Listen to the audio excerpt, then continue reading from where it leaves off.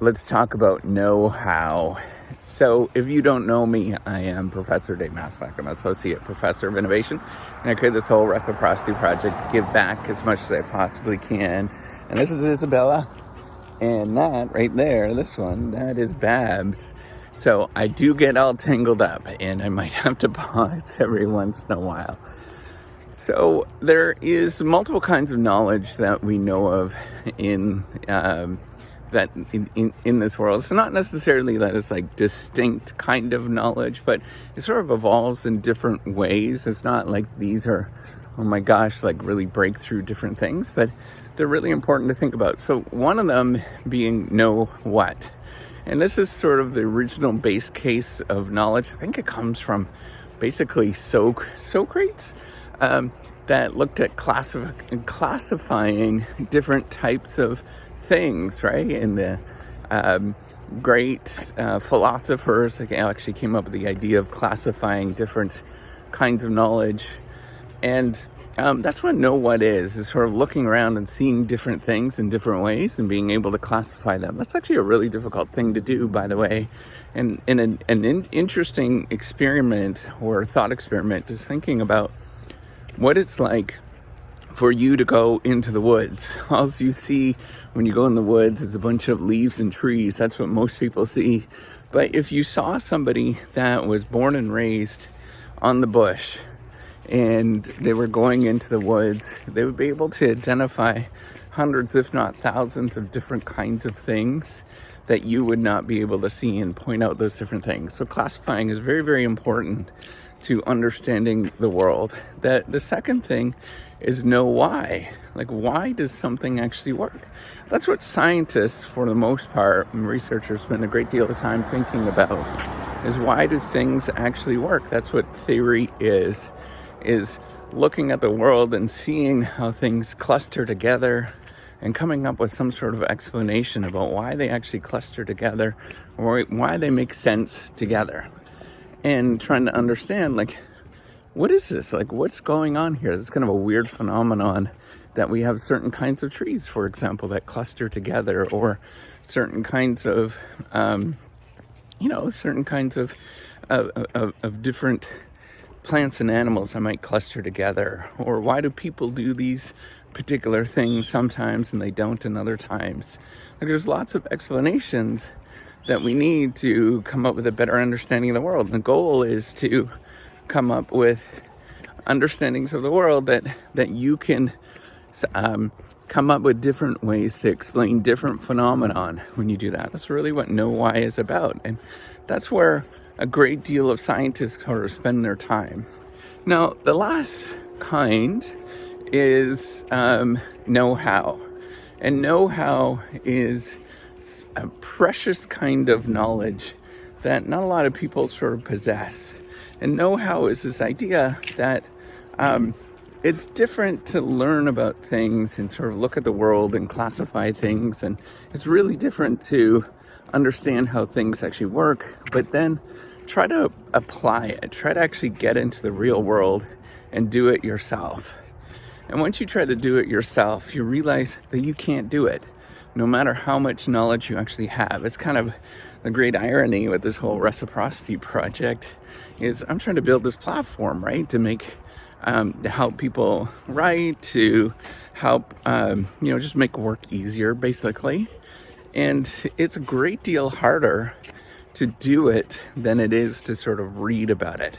People have all these sort of fancy ideas, and I think, I spend a great deal of time reading about platform strategy and, innovation and all these kind of things.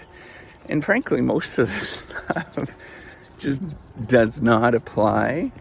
And most of the real world things of building something and doing something is pretty mundane. It's pretty boring. It's just doing the same thing over and over and over again. There's no great big thing that's going to change anything. It's just getting used to getting up and doing it and ignoring the rest of the world.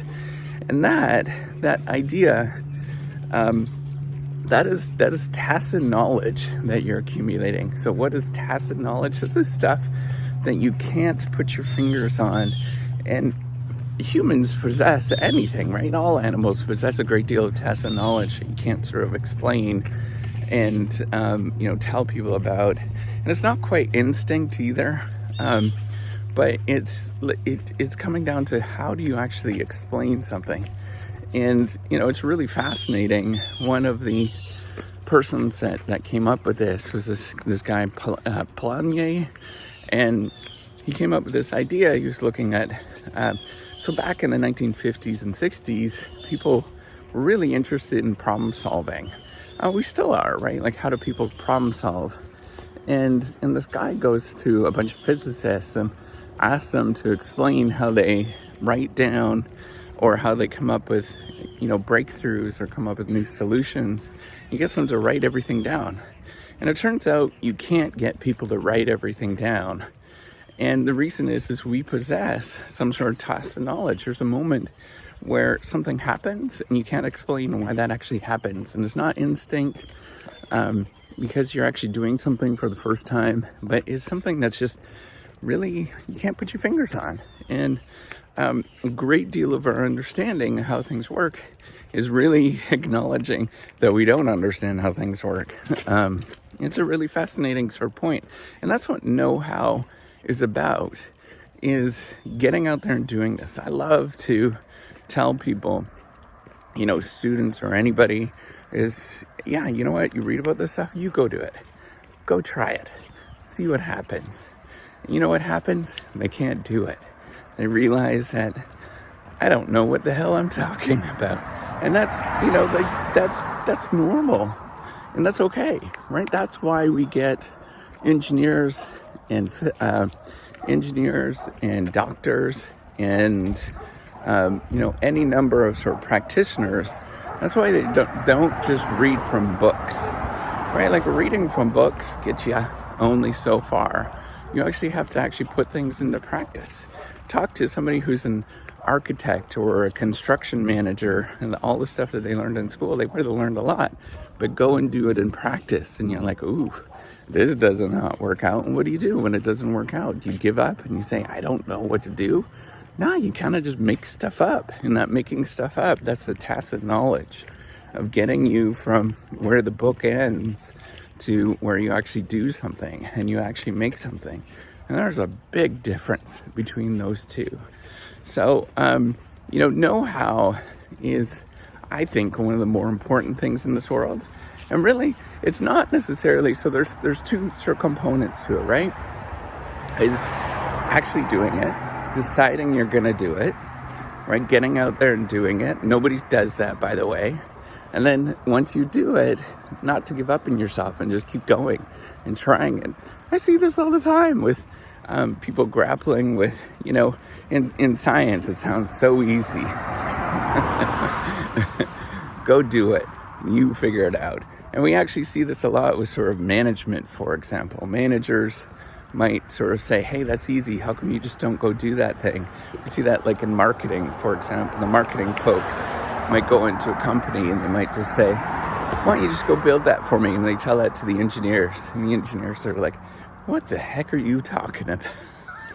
That's a really common problem in all aspects, all industries, because they don't know what they're talking about. They haven't got a foggiest clue, and they sort of make stuff up. So, the two implications of this is to realize that when you go and do something and you've read about it and you go and do something, don't give up on yourself. That is a silly thing to do. There's a lot that you can do, and you just got to keep doing it. And then the second thing, if you're seeing somebody doing something, give them a lot of grace. Be okay with them kind of screwing up. It's a lot different to tell them to do something than it is to actually do it yourself. That's why I think managers and people that are in leadership that have actually done it, they have a completely different perspective, and they're a lot more forgiving and gracious than people that have actually not done it, because they haven't got a clue what they're talking about. They've read about it, they've saw it on TV, but good luck to you if you haven't done it. So be okay with who you are when you're doing it, and then be kind and generous to people that are actually doing it themselves. All right, take care and have a wonderful day.